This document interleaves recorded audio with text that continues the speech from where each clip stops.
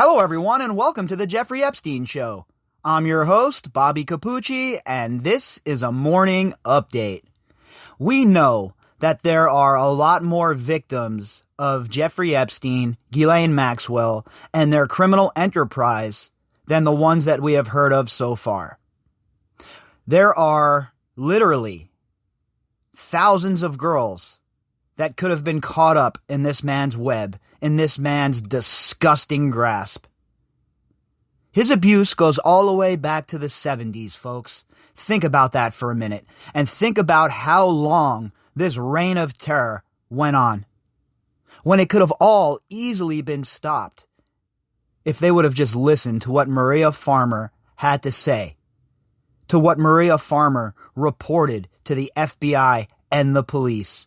If they would have just done their job at that point, all of this misery and all of this disgustingness could have been stopped, and all of the pain that these survivors are suffering could have been avoided.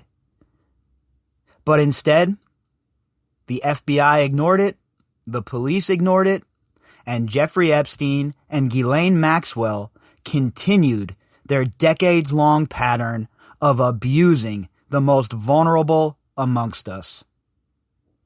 And all the way up until Jeffrey Epstein was arrested the second time, this case was stuck in the mud. And nobody was doing anything about it then even. Well, now, things have moved in the other direction. People are starting to take notice. People are starting to care about what occurred. But that's not because the FBI all of a sudden had some sort of epiphany or the government decided it was going to do the right thing. It's because of the bravery of the survivors in this case who have come forward and said, no more. This will no longer happen on our watch. We refuse to be silent.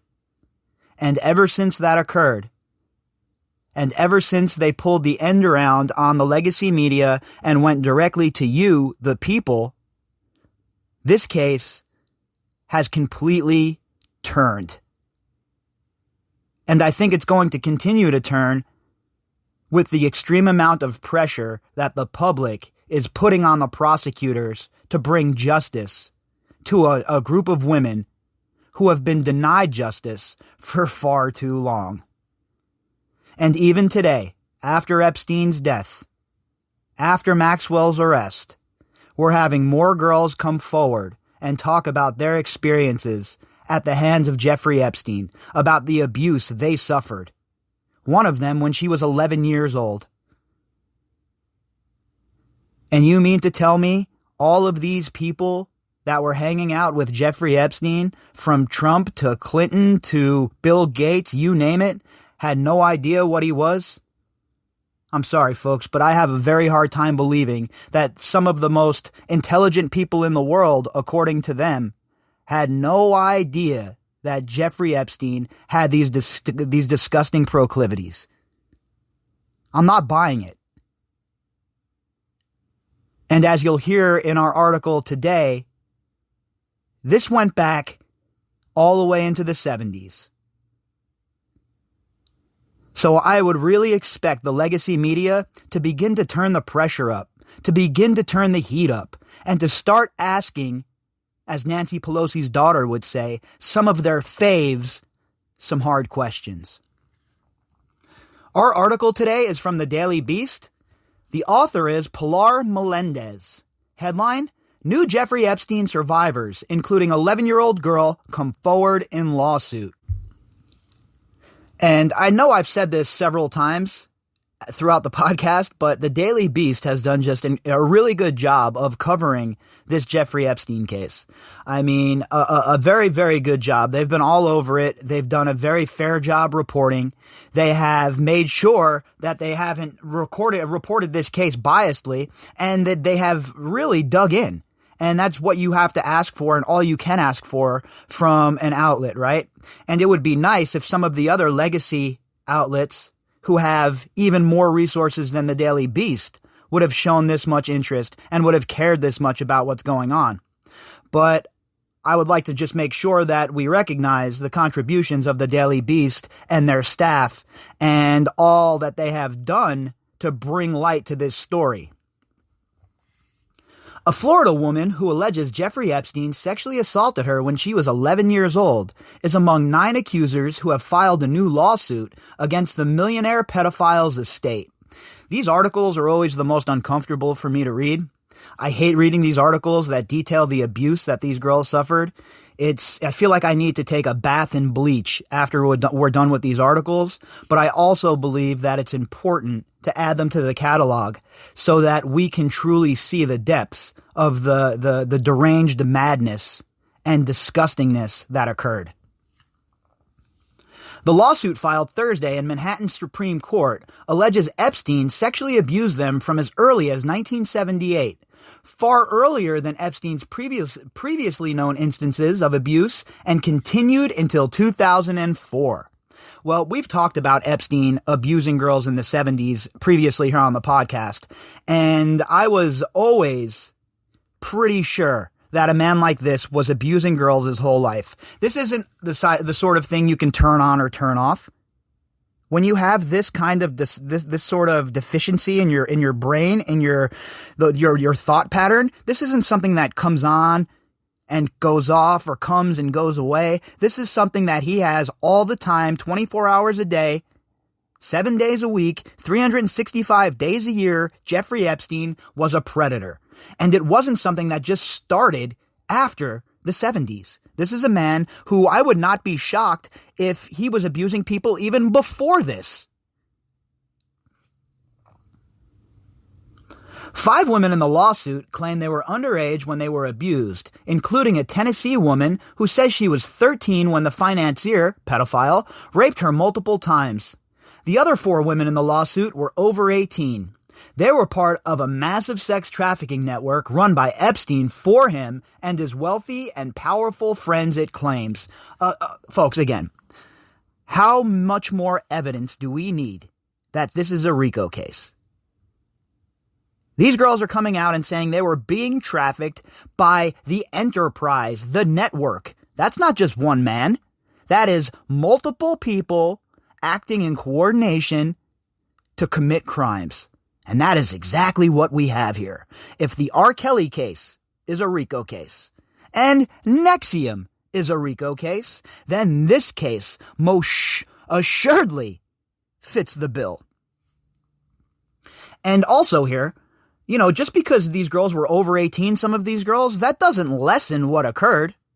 I don't care how old you are. If you're being trafficked by somebody like Jeffrey Epstein, this powerful man like Jeffrey Epstein, then you are in a situation that is dire. You are in a situation that most assuredly requires it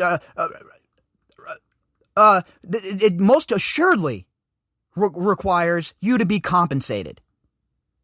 And while crimes against children are always the just bottom of the barrel, worst you could possibly imagine type of crimes, any crime that involves the abuse of women, any crime that involves the trafficking, be it children, women, or anything in between, is literally at the lowest of the low when it comes to the levels of crimes, in my opinion.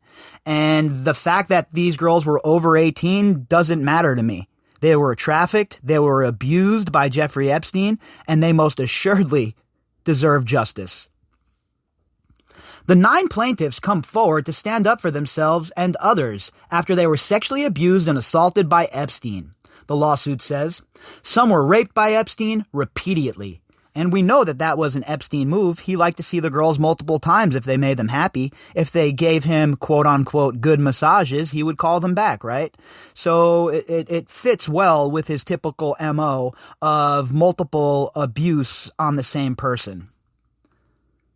Epstein, 66, was found dead by suicide, allegedly, in his jail cell at Manhattan Correctional Center last month. The sex offender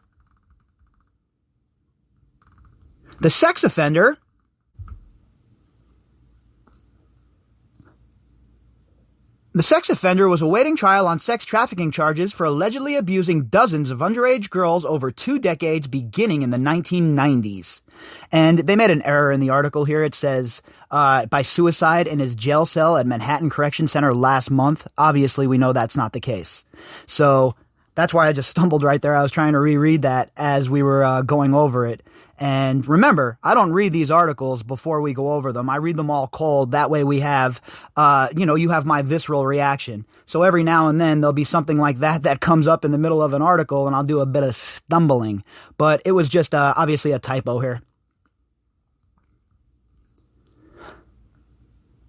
The charges came 12 years after the disgraced businessman pleaded guilty in state court in Florida to soliciting prostitution.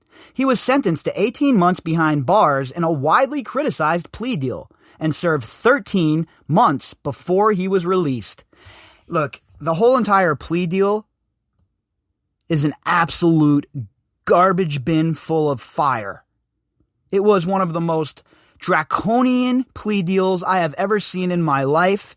It is absolutely illegal, in my opinion, and the fact that the victims were not notified under the Victims Act is just it's the cherry on top for this being an illegal plea agreement, basically. And that's what the 11th Circuit Court of Appeals is going to be discussing. That's what they're talking about. That's what they're going to look at. And hopefully they're going to overturn that plea agreement. And if they do that, if that plea agreement is overturned, folks, it will be an absolute bloodbath for these people. Some of the most shocking claims detailed in the new suit relate to the woman from Tennessee, whose alleged abuse started in 1978 when she was 13 and continued for a long period. Epstein sexually assaulted, abused, battered, and raped her multiple times, the lawsuit says. Imagine this sick, disgusting monster raping a 13-year-old over and over and over again. Just bring yourself back to when you were 13. If you're, a guy, a girl, whatever it is out there, just bring yourself back to when you were 13 and think about what you were doing at the age of 13, what you were up to, what your interests were. And then think about what this poor girl went through at the hands of Jeffrey Epstein. It's unconscionable to me to think about the levels of abuse that these girls suffered at the hands of Jeffrey Epstein. And the fact that nobody ever stepped in, the fact that nobody was ever there to help these girls is what fuels me every single day to come here on the podcast, create new content, and continue to shine light on what occurred. Because, obviously we weren't, involved in this case back then. This wasn't something in the media or anything like that. But once it has been brought to our attention, once we know what occurred, I feel like we have a duty to stand up and demand justice here. And that is exactly what I try to do, my little piece every single day here on the podcast, to demand justice for what occurred and for the abuse that these girls endured. Because I know when I was 13, folks, I had all kinds of dreams, all kinds of, thoughts about the future, thoughts about where I was going to be, who I was going to be, how I was going to change the world. And I can't even imagine something like this occurring at that age and destroying all of those dreams and all of those hopes. This assault is the oldest abuse allegation Epstein, who would have been 25 at the time and working on Wall Street after leaving his teaching gig at the Manhattan Prep School, Dalton. And to Dalton, I have a hard time believing he didn't molest anybody there. I have a real hard time believing that he did not assault any of the students at Dalton. We know about the song that Christopher Mason wrote about the girls who loved him at Dalton and the schoolgirl crushes, etc., etc. And we know that Jeffrey Epstein is a monster who cannot turn his disgusting switch on or off. It is always in the engaged position. So what would make us think that Jeffrey Epstein wasn't assaulting girls at Dalton as well? And moving forward, I would not be shocked to hear a student of his, an ex-student of his, or an ex-student of the school come forward and make the allegation that she was also assaulted by Epstein. A woman from Florida alleges in the suit that in 1993, when she was just 11 years old, Epstein sexually assaulted, abused, battered, and digitally penetrated her on 3 separate occasions. She also alleges Epstein forced her to perform oral sex on him, according to the lawsuit. And like I said, these are the kind of articles that make me cringe. I don't like reading those kind of details because it's horrific, right? You know, it is just beyond the pale and hard to imagine that somebody, a human being, could do this to another human being. And I know there are a lot of sick, disgusting F-holes out there, but it's hard for me to wrap my mind around it. The depravity that it takes, the callousness that it takes, and then add to that, these crimes are all against children, 13, 11, etc. It's just, I'll tell you what, folks, I want this whole entire criminal trafficking ring destroyed, crushed into a million pieces, and scattered to the 4 corners of the earth. As a result of the aforementioned sexual abuse, the woman suffered and continues to suffer from severe and serious injuries, including severe emotional distress and physical manifestations thereof, the lawsuit states. I don't doubt that for one single minute. We're talking about severe stress, emotional damage, and PTSD. Of course, this poor lady, who is now a lady, is suffering from this after this abuse at Epstein's hands. The women were allegedly sexually abused by Epstein and his associates in New York, Florida, New Mexico, California, and the United States Virgin Islands. But the suit also claims abuse happened in South Carolina, a location not mentioned in previous lawsuits and criminal cases against Epstein. That's interesting. We'll have to dig into that a little bit more and see what's going on in South Carolina, because to be honest, that's the first I've heard anything about that. So I'll definitely take a bit of a deeper look into Epstein's connections in South Carolina. The suit doesn't detail how the females met Epstein or how they came to file a lawsuit together. They were able to sue Epstein's estate due to the New York's Child Victims Act, which allows individuals abused as children to bring claims regardless of the statute of limitations. You know, I like that law too. If you were abused as a child, I don't think statute of limitations should protect these abusers. So it's something that I think needs to become a national conversation, and we really need to have a hard discussion on it. Because obviously, we have to safeguard against false claims and stuff like that as well.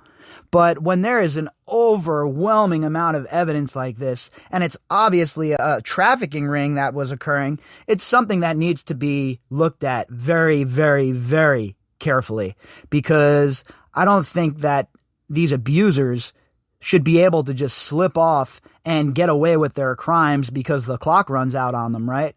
So I think it's a conversation that most assuredly needs to occur nationally. Dozens of survivors have laid claim to Epstein's estate, which includes his unsold $88 million Manhattan townhouse. Well, look, I've said it from the very beginning. These ladies deserve every last dollar that's in Jeffrey Epstein's multiple banks. Every last dollar of everybody who abused them, every last dollar of everybody who enabled the abuse to happen, and that's just the way I feel about it. People could say, oh, well, don't you think it's a money grab? No, this is not a money grab. This isn't a he said, she said, where one girl shows up and she has questionable claims and she's trying to get a bunch of money out of somebody. That's not what's going on here. This is a whole different ball of wax entirely. This is a cover-up that has went on for decades, and now light has finally been shined into the room, and the cockroaches are scurrying. And the fact of the matter is this. What we have on our hands here, folks, is a large, well-run sex trafficking operation that was being operated right under the noses and, in some instances, with their nod of approval of our so-called law enforcement officials. That is one of the biggest parts of the story. How was Jeffrey Epstein able to abuse all of these girls for all of these years without anybody stepping up and stopping him? That is the main question that needs to be asked at this point. Because the people who were responsible for looking the other way, the people who were responsible for helping Jeffrey Epstein out, whether it be judicially or in any other capacity, all of these people must answer for their role in the trafficking operation, and all of these people share some of the blame for all of this abuse. If you'd like to contact me, you can do that at bobbycapucci@protonmail.com. That's BOBBYCAPUCCI at protonmail.com. You can also find me on Twitter at BOBBY_CAPUCCI. The link that goes with this article can be found in the description box. All right, everybody, I'll be back later on, and we'll do it all over again. Enjoy your Saturday.